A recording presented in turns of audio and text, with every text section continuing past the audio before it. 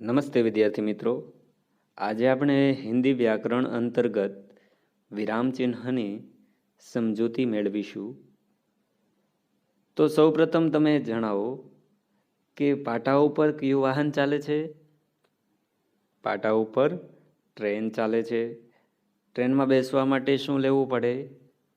ટ્રેનમાં બેસવા માટે ટિકિટ લેવી પડે છે. અને ટ્રેન અટકે તે જગ્યાને શું કહેવાય છે? હા, વેરી ગુડ. ટ્રેન જે જગ્યાએ અટકે તે જગ્યાને સ્ટેશન કહેવાય છે. તો આપણે ભાષામાં જે જગ્યાએ અટકીએ, આપણે બોલતી વખતે એક ધારી ગતિમાં નથી બોલતા, પણ વચ્ચે વચ્ચે અટકવું પડે છે. તો જ્યાં અટકીએ છીએ તેને શું કહેવાય? વિરામ ચિહ્ન કહેવાય. આપણે બોલતી વખતે આ ચિહ્ન મૂકતા નથી, પણ એનો ભાવ પ્રગટ કરીએ છીએ. પણ ભાષામાં એને દર્શાવવા માટે ચિહ્નનો ઉપયોગ થાય છે. બરાબર. તો આ ચિહ્ન કઈ રીતે દર્શાવાય છે તે આપણે જોઈશું. આ ચિહ્ન કેટલા છે એ પણ જોઈશું, અને શા માટે દર્શાવાય છે, આનો ઉપયોગ શું છે એ પણ જોઈશું. મિત્રો, તમામ વિરામ ચિહ્ન તમે અહીં જોઈ રહ્યા છો. એમાં જે પહેલા 5 વિરામ ચિહ્ન છે એ 5મા ધોરણના વિદ્યાર્થીઓને ધ્યાનમાં રાખવાના છે. 6 થી લઈ અને 9 ધોરણ સુધીના વિદ્યાર્થીઓને તમામ વિરામ ચિહ્નના નામ સહિત ચિહ્ન પણ યાદ રહેવા જરૂરી છે.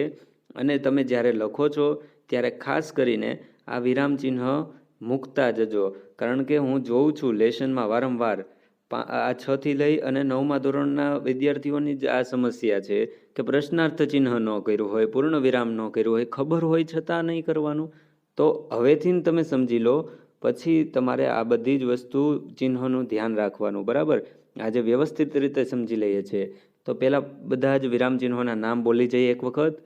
પૂર્ણ વિરામ, અર્ધ વિરામ, અલ્પ વિરામ, પ્રશ્ન સૂચક ચિહ્ન, વિસ્મય સૂચક ચિહ્ન એટલે કે ઉદ્ગાર વાક્ય, ઉદ્ધરણ ચિહ્ન, યોજક ચિહ્ન, વિવરણ ચિહ્ન, કોષ્ઠક, હંસપદ या त्रुटिपूरक चिन्ह, निर्देशक चिन्ह और लाघव चिन्ह. यह जो सारे थे वह हमारे मुख्य विराम चिन्ह है. तो एक के बाद एक हम सभी विराम चिन्हों की समझूती पाएंगे. तो पहला है पूर्ण विराम. इस विराम चिन्ह का प्रयोग वाक्य के अंत में होता है.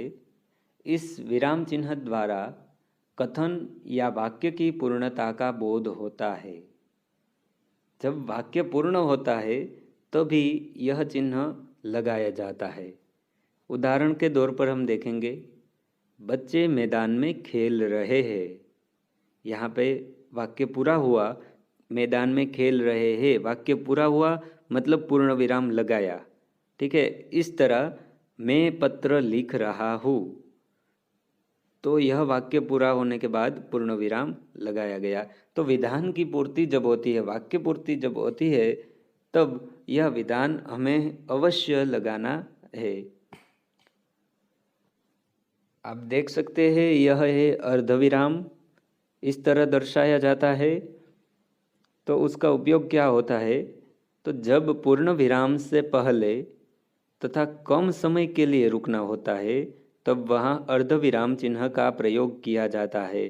पूर्ण विराम में क्या होता है कि वाक्य पूरा होता है तब हम अटक जाते हैं, लेकिन कम समय के लिए रुकना होता है तो वहाँ हमें अर्धविराम की आवश्यकता होती है.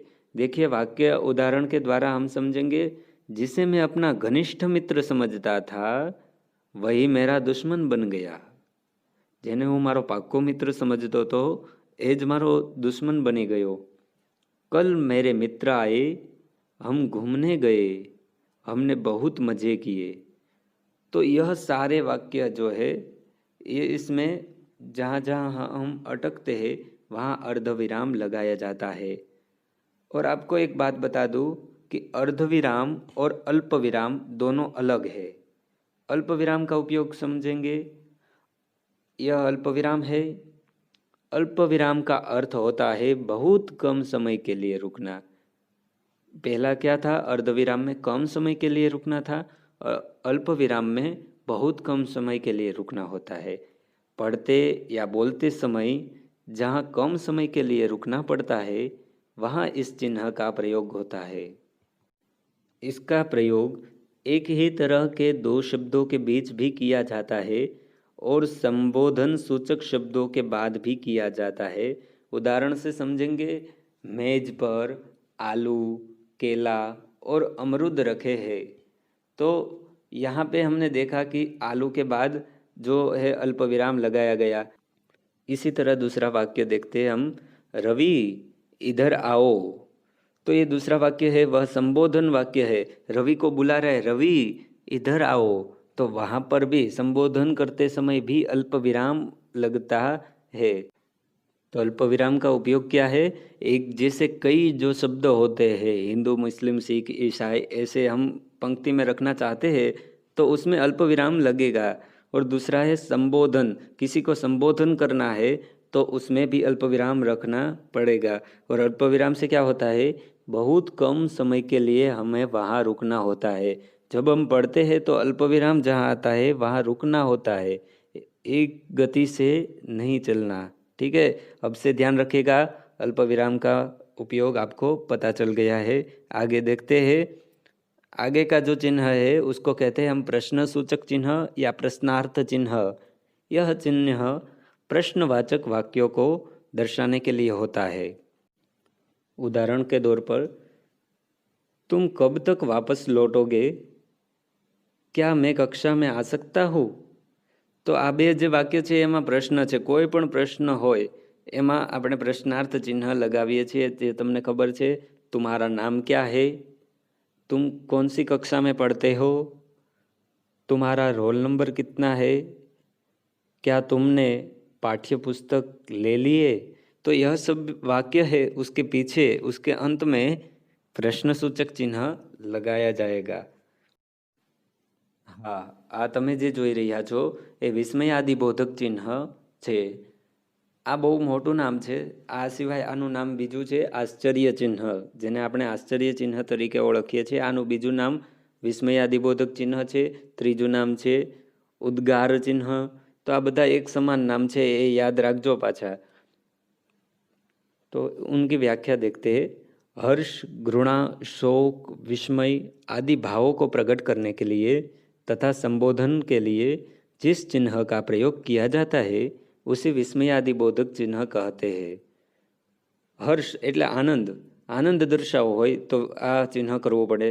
घृणा, शोक અને વિસ્મય, ઘૃણા એટલે ઈર્ષા, શોક એટલે દુઃખ દર્શાવવું હોય, વિસ્મય એટલે આશ્ચર્ય દર્શાવવું હોય, તો આ બધી વખતે આપણે આ આશ્ચર્ય ચિહ્નનો ઉપયોગ કરવો પડે છે।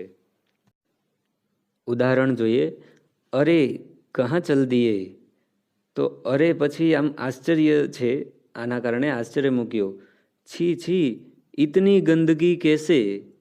तो અહીંયા ઘૃણાનો ભાવ છે, બરાબર, ઉપર આવ્યું ને ઘૃણા, તો આટલી બધી ગંદકી કેમ, એને તિરસ્કાર છૂટ્યો, તો એના પછી પણ આશ્ચર્ય ચિહ્ન મૂક્યું। પછી શાબાશ, मुझे विश्वास था कि तुम कक्षा में प्रथम आओगे। तो અહીં શાબાશી આપવા માટે પણ આશ્ચર્ય ચિહ્નનો ઉપયોગ થયો। તો આ રીતે આશ્ચર્ય ચિહ્નનો ઉપયોગ થાય છે। હવે પછીનું ચિહ્ન છે ઉદ્ધરણ ચિહ્ન, જેને આપણે બીજા નામથી ઓળખીએ છીએ અવતરણ ચિહ્ન, બરાબર। હિન્દીમાં એને ઉદ્ધરણ ચિહ્ન તરીકે પણ ઓળખવામાં આવે છે। તો ઘણા વિદ્યાર્થીઓને ખબર નથી હોતી કે ડબલ અવતરણ ચિહ્ન ક્યાં મૂકવાનું, સિંગલ અવતરણ ચિહ્ન ક્યાં મૂકવાનું। એ વારંવાર પૂછે છે, ડબલમાં લખવાનું કે સિંગલમાં લખવાનું। તો જાણી લો કેવી રીતે હોય છે।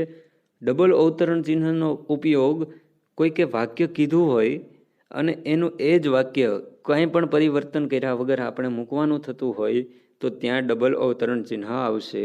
અને સિંગલ અવતરણ ચિહ્નની અંદર કોઈ કૃતિ છે કે કોઈ વિશેષ વસ્તુને દર્શાવી હશે તો એ રીતે આવશે। ઉદાહરણ જુઓ, લાલ બહાદુર શાસ્ત્રીને કહા થા જય જવાન જય કિસાન।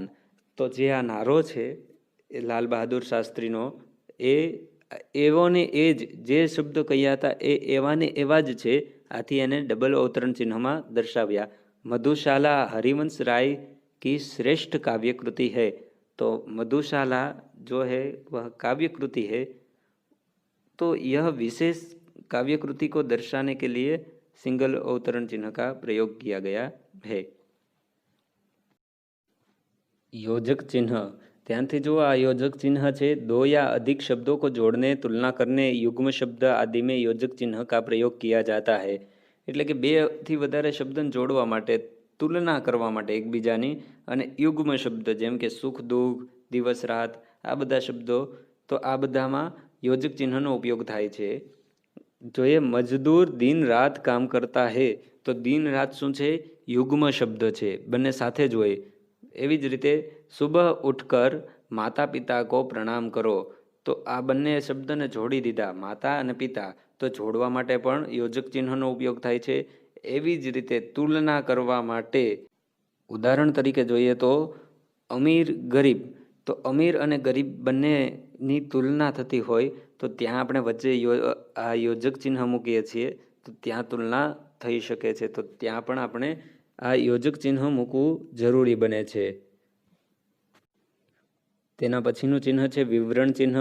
બે ટપકા અને આડી લીટી જે છે એને વિવરણ ચિહ્ન કહેવાય। બંને મળે ત્યારે વિવરણ ચિહ્ન કહેવાય।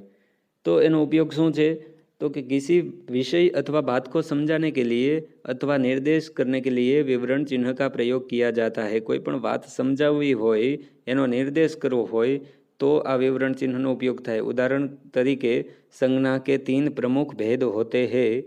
जो अहींया बे टपका करवानो भूली गया छे, पण बराबर छे।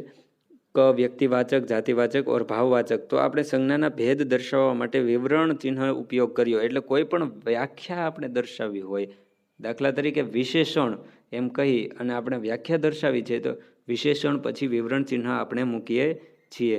વિવરણ ચિહ્ન વાસ્તવમાં આ રીતે મુકાય છે। હું અહીંયા લખું છું હેન્ડ રાઇટિંગથી। વિદ્યાર્થી મિત્રો, હવે પછીનું જે ચિહ્ન છે તેનું નામ છે હંસપદ યા ત્રુટિપૂરક ચિહ્ન। બેમાંથી એક કહેવા છે, કા હંસપદ ચિહ્ન કા ત્રુટિપૂરક ચિહ્ન।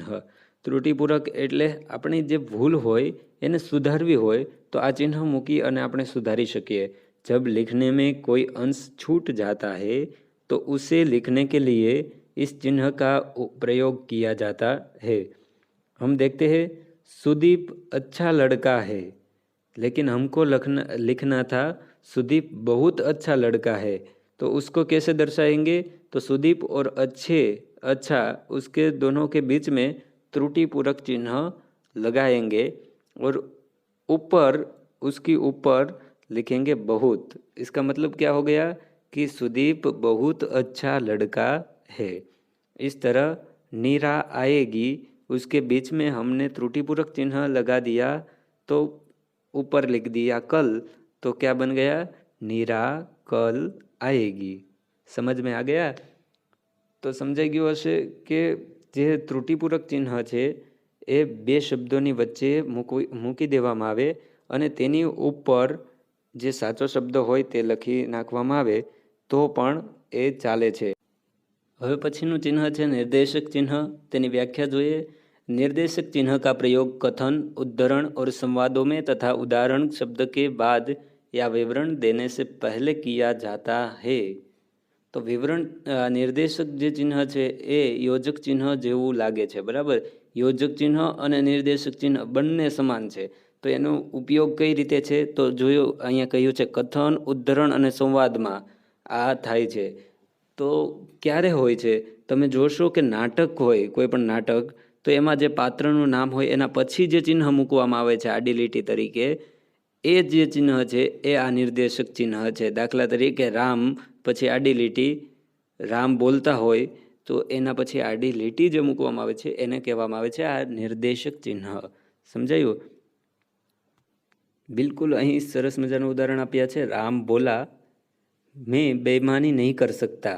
तो राम बोला, बोला एवं न लखीए અને માત્ર ને માત્ર નિર્દેશક ચિહ્ન કરીએ તો પણ એ अर्थ समझाई जाए। એવી જ રીતે અધ્યાપિકાને કહા, आप अपनी किताबें खोलिए, તમે તમારી પુસ્તક ખોલો। આ જે અંતિમ ચિહ્ન છે તેનું નામ છે લાઘવ ચિહ્ન। લાઘવ એટલે ટૂંકું, નાનું, બરાબર, જે નાનું કરવાનું કામ કરે છે એને લાઘવ ચિહ્ન કહેવામાં આવે છે। એની વ્યાખ્યા જોઈએ। लाघव चिन्ह का प्रयोग बड़े शब्द को संक्षिप्त में लिखने के लिए किया जाता है। बड़े शब्द के पहले अक्षर को लिखकर उसके आगे यह चिन्ह लगा दिया जाता है। तो मोटो शब्द होय एने नानो नानो लखवो होय तो आपणे एना पछी आ चिन्ह लखी नाखवानुं, पहेलो अक्षर लखवानो अने पछी आ चिन्ह करवानुं। दाखला तरीके पंडित छे, पंडित पूरुं नथी लखवुं तो प लखीए अने पछी आ चिन्ह मूकी दईए तो पंडित ज वचाय छे। एवी ज रीते डॉक्टर छे, डो लखी अने पछी आ चिन्ह मूकी दईए तो डॉक्टर समजाय जाय छे। तो छे ने एकदम सरळ लाघव चिन्ह। तो आशा राखું છું તમને આ બધા સમજાય છે ચિહ્ન। આપણે ફરી એક વખત બધા જ વિરામ ચિહ્નોની સમજૂતી મેળવી લઈએ। પહેલું છે પૂર્ણ વિરામ, વાક્ય પૂરું થાય ત્યાં પૂર્ણ વિરામ આપણે મૂકીએ છીએ। બીજું છે અર્ધ વિરામ, અર્ધ વિરામ વાક્યમાં જ્યારે આપણે અટકવું હોય છે ત્યારે મૂકીએ છીએ। અલ્પ વિરામ વાક્યમાં બહુ ઓછા સમય માટે અટકવું હોય છે ત્યારે અલ્પ વિરામ મૂકવામાં આવે છે। આ સિવાય એક સાથે એક જેવા બીજા ઘણા બધા શબ્દો હોય ત્યારે પણ મૂકવામાં આવે છે। કોઈને સંબોધન કરવું હોય તો ત્યારે પણ અલ્પવિરામ મૂકવામાં આવે છે। એના પછી છે પ્રશ્ન સૂચક ચિહ્ન। આપણે પ્રશ્ન પૂછીએ એના પછી અથવા પ્રશ્ન વાક્ય હોય એના પછી આપણે પ્રશ્નાર્થ ચિહ્ન મૂકીએ છીએ। એના પછી વિસ્મય સૂચક ચિહ્ન, એને આપણે કહીએ છીએ આશ્ચર્ય ચિહ્ન, બરાબર। તો આ ક્યારે મુકાય છે? જ્યારે આપણને આશ્ચર્ય થાય, હર્ષ થાય, શોક થાય ત્યારે આપણે મૂકીએ છીએ। એના પછી છે ઉદ્ધરણ ચિહ્ન। ઉદ્ધરણ ચિહ્નમાં ડબલ અવતરણ પણ છે, સિંગલ અવતરણ પણ છે। વાક્ય એમનું એમ મૂકી દેવું હોય તો ડબલ અવતરણ ચિહ્નમાં લખવાનું, અને સિંગલ અવતરણ ચિહ્નમાં કોઈની કૃતિ હોય કે વિશેષ વાત હોય તો એ સિંગલ અવતરણ ચિહ્નમાં લખવાનું, બરાબર। એના પછી છે યોજક ચિહ્ન। યોજક ચિહ્ન એક જેવા લાગતા શબ્દ માટે વપરાય છે। દાખલા તરીકે માતા પિતા, સુખ દુઃખ, દિવસ રાત, આ રીતે। એના પછી છે વિવરણ ચિહ્ન। વિવરણ ચિહ્નનો ઉપયોગ આપણે કોઈ વ્યાખ્યા લખીએ છીએ ત્યારે થાય છે, કે પછી કંઈ આપણે વિવરણ કરવું હોય ત્યારે પણ થઈ શકે છે। એના પછી કોષ્ટક ચિહ્ન। કોષ્ટક એટલે આપણે કંઈક કૌંસમાં વિશેષ દર્શાવવું હોય તો આપણે કહીએ છીએ। એના પછી છે અંશપદ યા ત્રુટિપૂરક ચિહ્ન। તો આ ચિહ્નનો ઉપયોગ ક્યારે થાય છે? કે જ્યારે આપણે લખતી વખતે કોઈ શબ્દ ભૂલી ગયા છીએ, બરાબર, અથવા તો આપણને ભૂલ પડી છે તો એને પછીથી આપણે લખવો છે તો બે શબ્દ વચ્ચે આ ચિહ્ન મૂકી દેવાનું અને ઉપરની તરફ એ શબ્દ લખી દેવાનો। એનો અર્થ થાય છે કે આ શબ્દ એની સાથે છે। નિર્દેશક ચિહ્નનો ઉપયોગ થાય છે જ્યારે આપણે સંવાદ બોલે છે, નાટકના જે સંવાદો બોલાય છે એ પછી આપણે નિર્દેશક ચિહ્ન વધારે પડતું મૂકવામાં આવે છે। લાઘવ ચિહ્ન જે આપણે જોયું હતું કે નાનું ટૂંકું કરવું હોય તો લાઘવ ચિહ્ન વપરાય છે। દાખલા તરીકે પંડિત, એને આપણે નાનું કરવું હોય તો પ લખીએ અને એના પછી લાઘવ ચિહ્ન મુકાય છે। તો તમને આશા રાખું છું કે સમજાઈ ગયું હશે।